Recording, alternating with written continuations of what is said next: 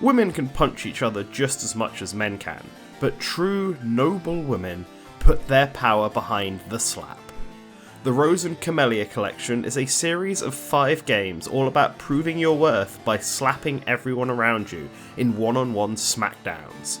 The game is an absurd look into high society, where the strongest slapper becomes the matriarch of the household, and you control Reiko Tsubaki Koji, a widow who married into the family via its eldest son and has to assert her dominance over all the other women of the household, from fellow family members to the maids and anyone else who shows up to challenge Reiko to a slap-off. Based on its concept alone, the game is pretty funny, and it's played exactly as you would expect it. Hold the Joy-Con with one hand and make a slapping motion to, well, slap. To be more specific, there are 3 moves that players can pull off in the game: slaps, feints, and dodges. For a slap, the player holds down the A button and swings their hand forward, with the strength of the slap being determined by how hard you, the player, slaps. Feinting is done in the same way, but the player doesn't swing the whole way. Just move your hand a little bit and trick your opponents into dodging early.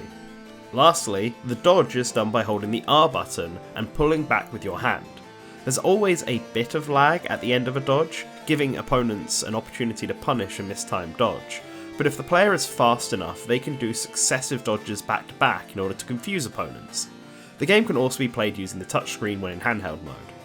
I have no problem with the slapping part of the game, although I do have to question the accuracy of the motion control sometimes when I do a big swing IRL and get a little slap in game. But dodging is a different story, mainly because of the R button. I found it really awkward to hold the controller the way that the game wants me to, and have the R button held down. It gets even more annoying when you need to quickly dodge and counterslap, as the player has to quickly move their finger position from R to A, and it leaves the hand holding the controller in an awkward grip. It would be much better if the right trigger was used instead, or even the RS button on the side of the controller, given that the game can only be played with one Joy-Con. Those feel more natural to hold, but unfortunately the game doesn't put anything on either button. Speaking of a single Joy-Con, another complaint I have is with how the multiplayer works. I think the multiplayer is one of the better parts of the game. Standing there and slapping your friends is just very funny.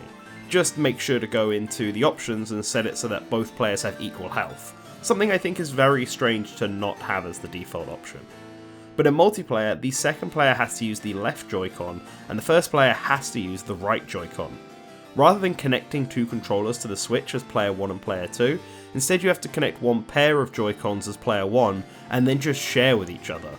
It's weird, especially given the button placement on the left Joy-Con means pressing the slap button is even more awkward. I don't really understand why it had to be this way.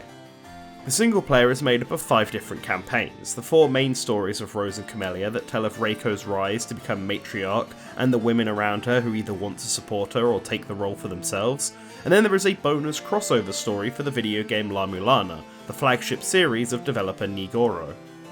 The easiest game to compare it to would be Nintendo's Punch-Out!, as the whole game is about slapping and dodging.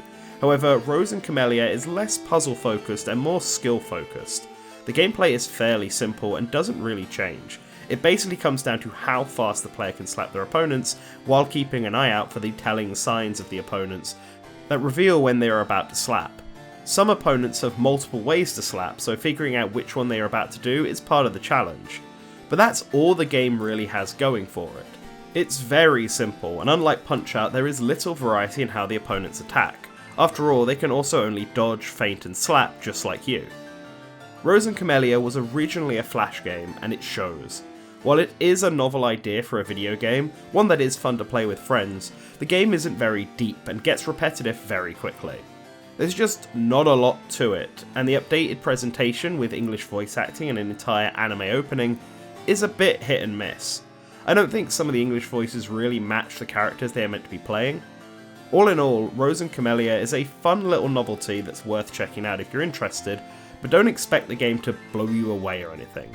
Like a light slap, it's quick, simple, and doesn't really leave an impact. I want to thank WayForward for sending us a copy of this game to review. I hope it does them well. And I want to thank all of our patrons for supporting us and making videos like this possible. The $5 up patrons should be on screen right now, and you can join them by checking out the link below. You'll not only get our support, but also early access to some of our bigger videos, both from here and on the Nintendo Chronicler, and we'll sometimes reach out to you for streams, like the roster streams and stuff. Anyway, no worries if you can't support us through Patreon, just giving a like or comment, letting us know what you thought of this video and the game we're talking about, in this case Rose and Camellia, would be a great help. And of course, make sure to subscribe, so that you always remember to return to the source.